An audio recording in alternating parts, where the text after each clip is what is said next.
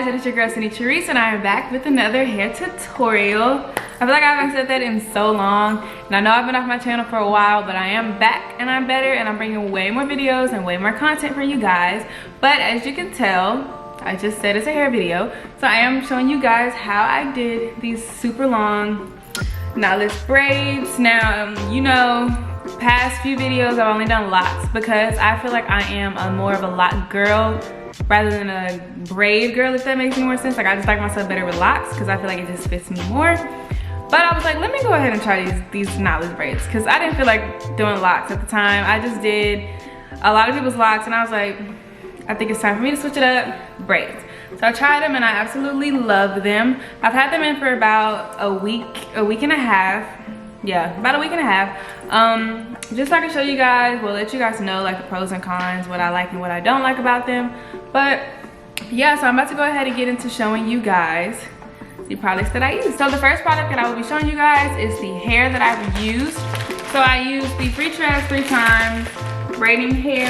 I absolutely love this hair, my all-time favorite braiding hair. I don't use any other hair, not on my clients, not on myself. This is the only braiding hair that I use. I absolutely love this hair because, as you know, well, if you do hair or if you've done your hair before and you get like braiding hair with packages that come with 3, most of those bundles are pretty thin, but these bundles are super thick. Like, they will take you a long way. But I did use, I think, 3.5 or going into 4 of these. So that's like 12 bundles, but my hair is super long, so it makes sense. The hair is only $6, so it's really not that much. You can do your hair for like $30, $35, $40. So the second product that I use is the Shine and Jam. Now I have this one, the yellow cap, and I have the red cap. Personally, I don't have a preference. It just depends on the hair type. So I did try this. I did half and half, really. I started with this one. Like I always do, kind of ran out, didn't feel like going to the beauty supply, but I found this one at my house and I actually really like this one, especially for like the front. If your hair is like thicker, I have really thick hair, so if your hair is thick at the front, then use this because I feel like it grips it, like it's thicker. It has a consistency of edge control, if that makes any sense. So it's gonna grip it a lot better, but don't use too much because, you know, product overload. But yeah, that's really all I use when it comes to this hair. Another main product or object that I use that helps me keep going like faster and not slowing me down when I'm doing my hair is this hair rack. So I have it because I do clients. It comes with 120 like spoolie things. This is really a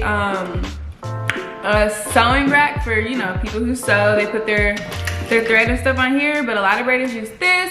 I actually use this when I do, you saw it, I'm pretty sure you saw it in my past videos as well. I use this rack when I'm doing my locks. Anytime I'm doing my hair, I use this rack and I just take it and, you know, like when you separate the hair, just put the hair on as you go, and I promise you it saves so much time. Like, you will be moving a lot faster than trying to put your hair on like the counter or whatever you have. Now, if you don't want to buy this, then you can do that, but I'm telling you that this saves a lot of time. Personally, I don't think you should buy it if you don't do your hair as much or if you don't do other people's hair, because then I feel like it'll just be sitting there and it's kind of just a waste of money. But if you do hair, or you do your hair a lot, or you plan to do your hair a lot, I suggest you purchase this rack for real.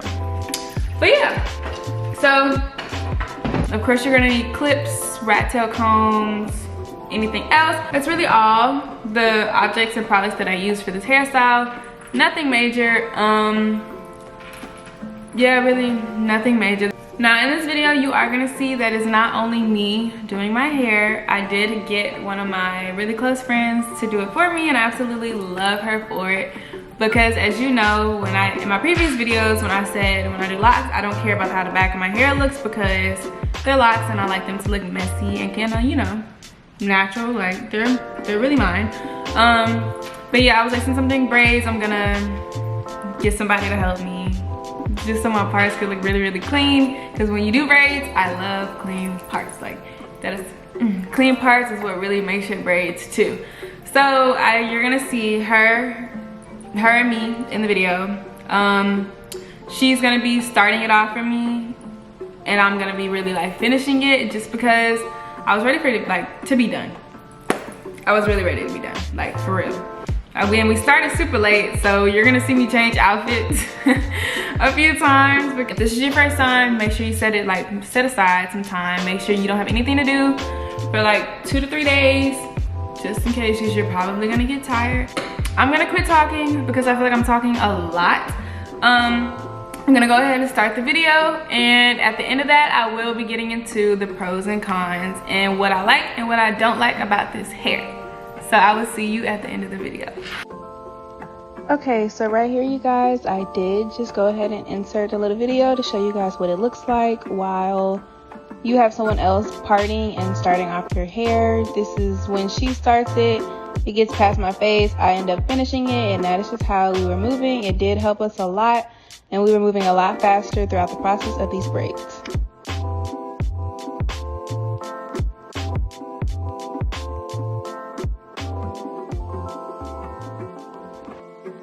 So I did decide to just show you guys my part, since I think that is easier.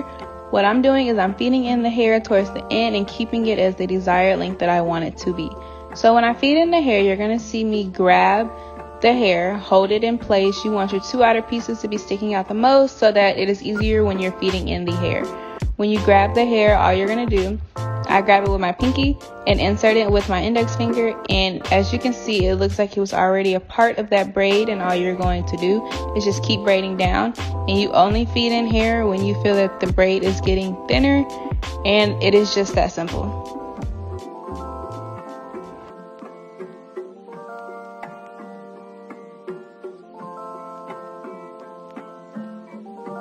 Also, with braids, you do want to make sure that you are braiding it all the way down until you can't anymore.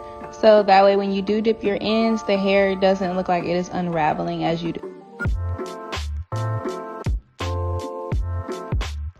Now right here, I did go ahead and zoom in on my root area so that you can see it a little bit better. And right here, you're going to see her part my hair into 3 sections, and then she's going to start the braid by plaiting my hair down. Now when you plait your hair down, you do want to go into about 3 to 4 cycles, and it'll look like the braid is gradually getting bigger as you go.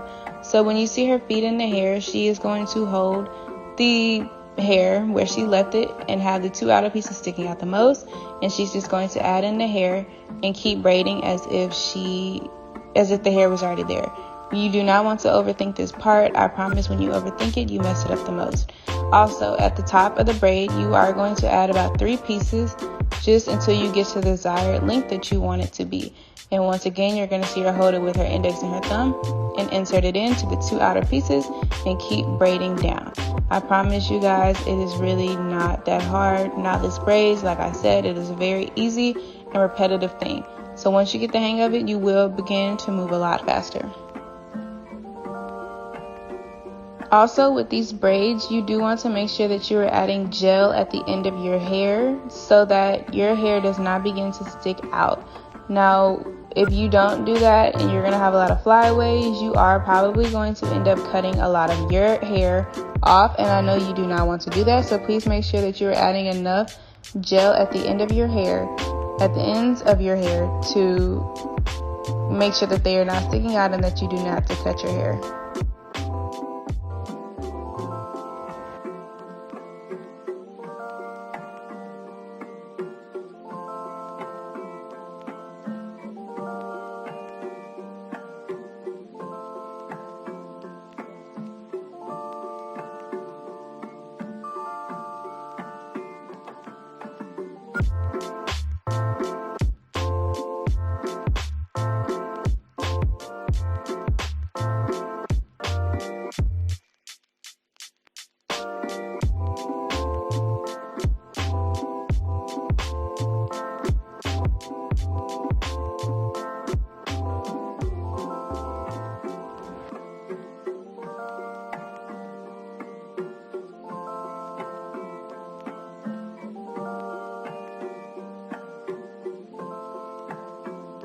Now that we've finished my hair, I am now on to the next step, which is cutting off the flyaways. Now, flyaways are small pieces of hair that stick out of the braid when you are braiding. So when you are doing these, you want to make sure that you're cutting it as close as possible to the braid without actually cutting the braid. And you want to make sure that you're cutting off as much as possible. It is honestly pretty impossible to get every single flyaway in your hair, but you do want to get the most noticeable ones, which are the longer pieces that are sticking out. Because at the top, you are going to see me in the next few steps use my mousse and my blow dryer, and I'm going to get all of those flyaways down.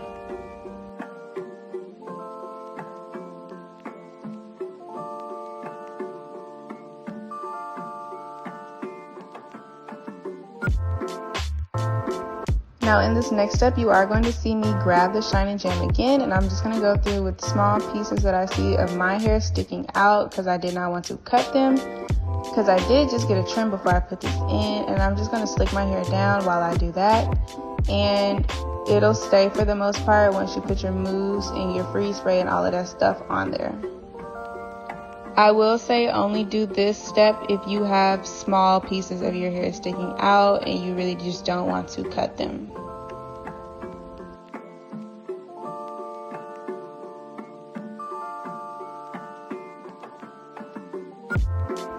Now I will assume that most of you guys know how to dip hair. So before I dip my hair, I'm just making sure that I really like the length of my hair, and you're going to see that there is some really long pieces that I really don't like. So I am just going to go ahead and cut downwards, because if you cut straight across, it is just not going to look right. You still wanted to give it a little layered effect. So you're going to see me cut it down straight before I begin to dip my ends.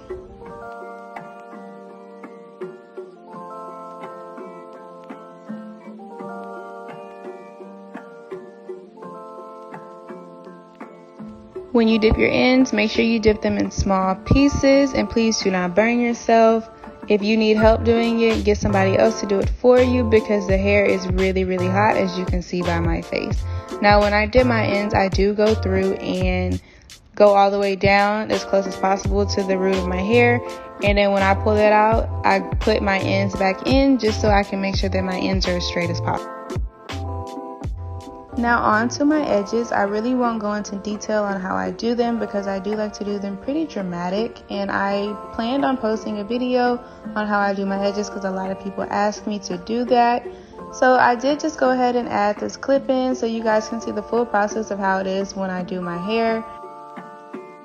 When you do your edges, you really just go any kind of way. That's what I do. I'm pretty creative when I do mine, and I absolutely love putting swirls in my hair. So just play around with your edges until you get the shapes or swirls or however you want them to be to your greatest desire.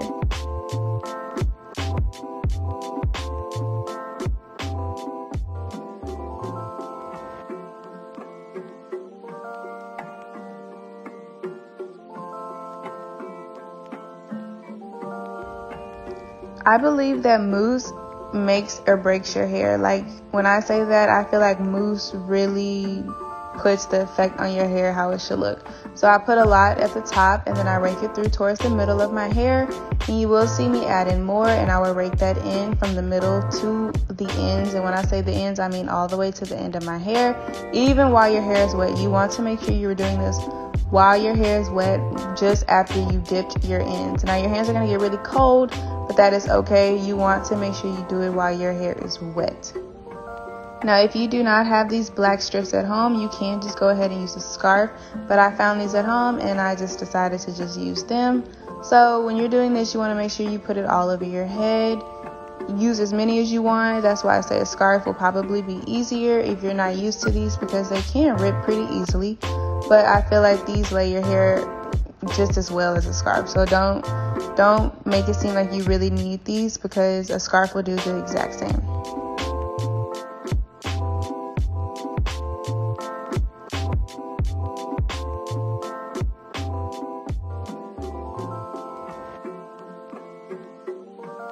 Now after you finish laying your hair, you are going to go through with your blow dryer and just blow dry your hair for about 5 to 10 minutes, just until you feel like your hair is dry.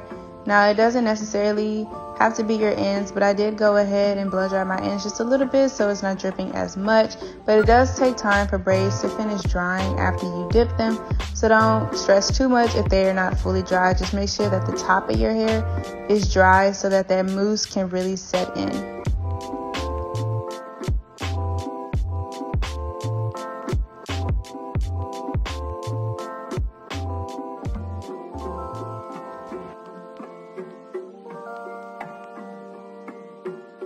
Like, look at how good my hair is laid down after I took those strips off. Like, when I tell y'all, mousse is like one of my favorite steps when it comes to doing braids. It is my favorite step.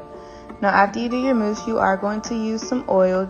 It doesn't have to be the kaleidoscope oil that I use, just any oil that you really like, because you do not want a dry scalp when you have braids, and you really want to make sure that you are keeping your scalp oiled while you are having a protective style in, so your hair can keep growing.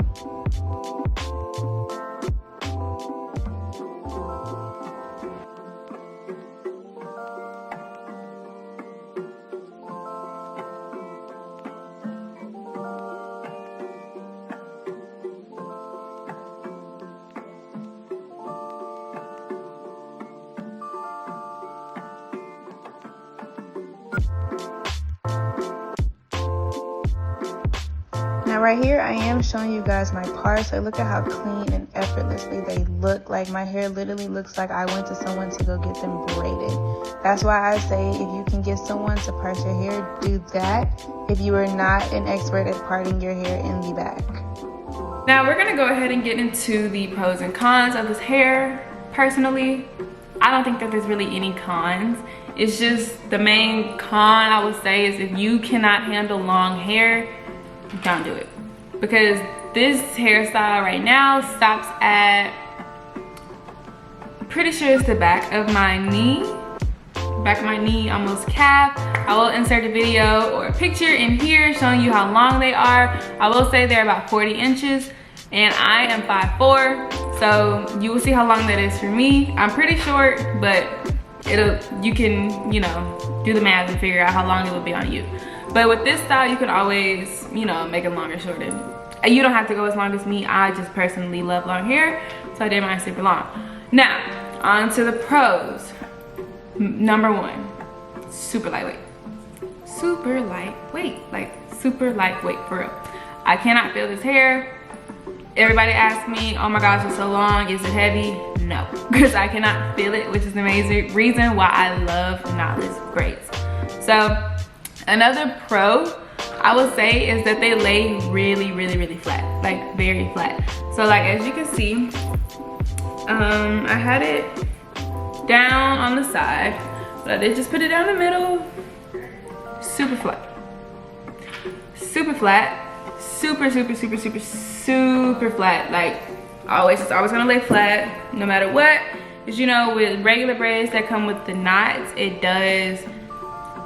looks a lot thicker and fuller because of the knot at the top of your hair. But with the knotless, it looks more natural, subtle, and flat. But yeah, so as I said, I kept them in for a week so I can let you guys know how I'm handling it. I personally am used to super long hair. When I do my hair, I never really go short, just because once I go long, I can't go back short. Just how, you know, with lashes, once you go long, you can't go back short. And that's kind of how it was with hair.